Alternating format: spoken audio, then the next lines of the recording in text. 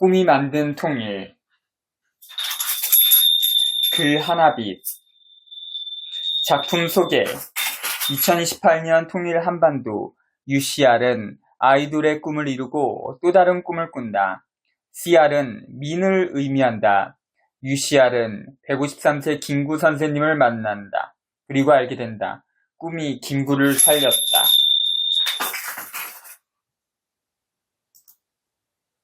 1. 나는 먼지가 아니라네. 나.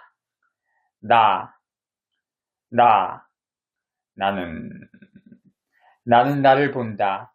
나는 거울 속에 나를 본다. 어떻게 생겼지? 바라보고 바라봤다. 가만히 보고 있었다. 나도 모르게 탐색하고 있었다. 눈이 내 시야에 먼저 들어왔다. 영롱했고 맑고 사랑스러웠다. 눈썹은 짙고 가지런했다. 그 아래로 시원하게 콧날이 우뚝 솟았고 입술은 도톰했다. 머릿결은 곱고 찰랑찰랑했고 머리 모양은 짧으면서도 단정하고 부드럽고 자연스러우면서도 멋을 낸 모양새다. 얼굴선은 갸름하고 날렵했다. 얼굴 안에는 눈, 코, 입이 조화롭게 있었고 그 조화로움이 신비로웠다. 잠시 시선을 내려 바라봤다. 쇄골은 튼실해 보였고 근육은 단단했고 매력적으로 보였다. 거울 속에 비친 내 모습이었다. 모든 것이 완벽하게 보였다. 흠 하나 찾아볼 수 없을 것만 같았다. 다시 한번 꼼꼼히 살펴볼까? 머리부터 발끝까지 보고 계속 봤다. 근데 봐도 질리지 않는 건 왜일까? 모르겠다. 알 수 없었다. 근데 정말로 흠이 하나도 없을까? 호기심일까? 완벽주의일까? 아무튼 나는 나를 보는 게 좋았다. 하지만 내가 나를 볼 수 있는 건 거울을 통해서였다. 거울이 없으면 나는 나를 볼 수 없었다. 만약에 내가 나를 볼 수 없으면 나는 나를 알 수 없는 걸까? 모르겠다. 나는 나의 존재를 어떻게 이해해야 할까? 만약에 거울이 없다면 나라는 존재는 사라지게 될까? 거울이 없다고 내가 어떻게 사라지지? 나는 이렇게 살아있는데 나는 살아있다고. 나는 존재한다고. 거울이 없어도 나는 존재하겠지만 거울이 없으면 내가 나를 볼 수 없겠네. 그건 좀 슬프다. 이렇게 멋있는 나를 볼 수 없는 건 정말로 슬픈 일이었다. 하지만 나를 빼고 세상 사람들은 이런 나를 볼 수 있겠지. 하지만 세상 사람들이 나를 속인다면 어떻게 되는 거지? 이렇게 멋있고 훌륭하게 생겼어도 세상 사람들이 나를 속이게 된다면 어쩌면 나는 나를 못난 이로 알고 그렇게 살아갈 수 있었다. 아주 슬프고 비극이었다. 나는 다시 거울을 바라봤다. 고마웠다. 그리고 나는 다시 나에게 빠졌다. 이 얼마나 좋은가. 나는 나를 다시 찾은 기분이었다. 다시 보고 보는 내 얼굴. 모든 게 완벽했다. 나는 기분이 좋았다. 그래도 흠이 없을지 다시 살펴보고 있었다. 흠이 과연 어디에 있을까? 혹시 내 몸에 먼지라도 묻었나? 먼지. 나는 잠시 생각에 잠겼다. 몇 년 전 일이었다. 활동이 부진했던 시기였는데 백수 아닌 백수 취급을 받고 있었다. 마침 그때 조부모님의 건강이 좋지 않으셨다. 그래서 돌봄이 필요했었는데 공교롭게도 그 시기에는 가족들이 모두 바빴다. 그래서 나는 조부모님을 위한 돌봄에 당첨됐다. 무려 9개월이라는 시간을 집에 가지 못하고 조부모님 댁에서 지내게 되었다. 연세가 드셔서 그런지 병원에 자주 다니셨고 그때마다 동행해야만 했다. 집안일도 쉬엄쉬엄 해드려야 했고 이것저것 신경 써야 할 일들이 산재했다. 해야 할 일들이 의외로 많았다. 조부님이 병원에 입원하셨을 때는 병실에서 조부님과 함께 잠을 자며 간병해야 했다. 그러다가 운이 좋게도 병원 일정이 없는 날이 찾아왔다. 드디어 나는 집으로 돌아갈 수 있게 되었다. 9개월 만에 드디어 나에게도 자유의 시간이 주어졌다. 하지만 집으로 돌아봤을 때 나를 반겨준 것은 다름 아닌 먼지였다. 집에 돌아온 나는 간절히 쉬고 싶었다. 무려 9개월이라는 시간 동안 집에도 가지 못하고 꼼짝없이 조 부모님을 돌봐드려야 했기에 아주 피곤했다. 나에게는 휴식이 절실하게도 필요했다. 사실 나는 나를 돌보는 일도 벅찼는데 나는 나를 돌볼 새도 없이 누군가를 돌봐야 해서 힘들었다. 그래서 나는 집에 오자마자 나만의 공간에서 쓰러져서 달콤한 자유의 시간을 보내고 싶었다. 하지만 현실은 가혹했다. 먼지가 가득했다. 내 마음과 달리, 내 계획과 달리 나는 청소를 해야 했다. 9개월 동안 쌓인 먼지는 정말로 상상할 수 없을 정도의 무게와 깊이였다. 어떻게 이렇게 많은 먼지가 있을 수 있는지 과연 상상할 수 있을까? 그냥 가볍게 하는 청소 차원이 아니었다. 묵은 먼지를 털고 청소하는 일이 쉽다고 말한 사람이 있는지 궁금해졌다. 몇 날, 며칠을 청소하며 본래의 상태로 회복시켰다. 그때 나는 먼지를 치우며 생각했다. 수많은 먼지를 보며 해능의 개송이 떠올랐기 때문이었다. 깨달음은 본래 나무가 아니요 밝은 거울 또한 틀이 아니라네. 본래의 한 물건도 없거늘 어디에서 먼지가 일어날까. 나는 내 방 안에 가득 쌓인 먼지를 치우며 그 의미를 이해하기 시작했다.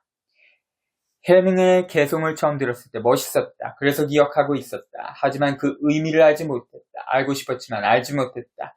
뭔지 모르지만 이렇게 멋이 나고 있어 보이는 말은 아무리 공부에 취미가 없다고 해도 가슴속에 간직하는 법이다. 그렇지만 멋은 멋으로만 그치고 싶지 않았는지 그 뜻을 찾아 이해하고 싶었다. 그렇지만 알 수 없었다. 하지만 이제는 이해가 되었다. 거울은 거울이 아니고 나무는 나무가 아니고 먼지는 먼지가 아닌 게 아니었다. 거울은 거울이었고 나무는 나무였고 먼지는 먼지였다. 본래 한 물건이 없는 게 아니었다. 그런데 왜 해능은 그렇게 말했을까? 해능은 그냥 심심해서 저 말을 한 게 아니었다. 해능이 저 말을 하게 된 사연이 있었다. 사실 해능은 무식한 사람이었다. 배움이 없었던 사람이었다. 어떻게 보면 멋없는 사람이었다. 왜 이렇게 멋을 따지냐고 묻는다면 직업적인 특수성 때문에 그런 것 같았다. 내 직업은 바로 멋을 추구하는 직업이었다. 그래서 멋이 좋았다. 해능이 누군지 소개하겠다. 해능이 누군지 소개하려면 잠시 검색에 시간이 필요하다. 내가 모든 걸 다 아는 것은 아니니까. 해능 대사는 당태종 12년 638년에 중국 남부지방에서 가난한 농부 노씨의 아들로 태어났다고 한다. 3살 때 아버지를 여의고 소년 시절부터 나무를 해다 팔아서 홀어머니를 봉양하면서 살았다고 하는데 교육을 거의 받지 못해서 글자도 전혀 모르는 일자 무식이었다고 한다. 마땅히 머무는 바 없이 그 마음을 낼지니라. 응무소 주 이 생기심. 어느 날 해능은 금강경을 외는 스님을 만나게 됐고 그 경을 얻은 절을 찾아가 오주 홍인대사를 만나 뵙고 절의 행자로 8개월간 방앗간에서 일했다고 한다. 홍인은 제자만 해도 1000명이 넘었는데 어느 날 제자들에게 개송을 지어오라고 했다고 한다. 수제자인 신수가 개송을 지었다. 몸은 깨달음의 나무요 마음은 밝은 거울이라네. 부지런히 털고 닦아서 먼지 일어나지 않게 하리. 신수의 개송이 틀렸다고 볼 순 없었다. 신수의 말이 맞는지도 모른다. 거울은 거울이었고 나무는 나무였고 먼지는 먼지였기에 부지런히 뭔가를 해야만 할 것이다. 그래야 관리가 잘 되고 좋을 것이다. 우리가 청소를 왜 하겠는가? 단지 심심해서 하는 걸까? 아니다. 하기 싫어도 해야 하는 것이 청소다. 왜냐하면 청소하지 않으면 엉망이 되기 때문에 청소를 안 하래야 안 할 수가 없다. 도대체 나는 물의 세계를 잘 모르겠다. 단지 시간만 흘렀을 뿐인데 왜 먼지가 가득 쌓이는 걸까? 이 알 수 없는 세계를 나는 도대체 이해할 수 없었다. 이해할 수 없는 물질의 세계였다. 이 이해할 수 없는 물질의 세계에서는 부지런히 털고 닦아서 먼지가 일어나지 않게 해야 한다. 그게 정답일지도 모른다. 하지만 신수는 큰 실수를 했다. 사람이 물건은 아니지 않은가. 사람을 물건의 일종으로 보는 시각도 있을 수 있겠지만 그건 그 나라 세계에서 알아서 하라고 말하고 싶다. 아무튼 사람은 물건이 아니다. 그런데 심슨은 마치 사람이 물건이라도 되는 듯 말하고 있었다. 분명 문제가 있는 발언이었다. 근데 나는 왜 그 전에는 그 의미를 깨닫지 못했을까? 먼지에 둘러싸여 청소하다 보니까 저절로 이해하게 된 것 같았다. 먼지는 먼지였고 나는 나였다. 지금 내가 먼지에 둘러싸여 있다고 했어. 내가 먼지가 되는 것은 결코 아니었다. 마찬가지로 먼지가 나를 감싸고 있다고 했어. 먼지가 내가 되는 것은 아니었다. 내가 먼지 속에 있고 먼지가 나와 함께하고 있어서 마치 혼연일체처럼 느껴질 수는 있어도 먼지는 먼지였고 나는 나였다. 나는 단지 나일 뿐이었다. 나는 결코 먼지가 아니었다. 그러했다. 하지만 신수는 사람을 사람으로 취급하지 않고 물건을 다루듯 물건으로 취급하는데 그 말을 듣는 해능이 기분이 좋을 리가 없었다. 해능은 얼마나 서러웠을까. 아무것도 배우지 못해서 글도 전혀 몰랐던 그는 정말로 열심히 살았다.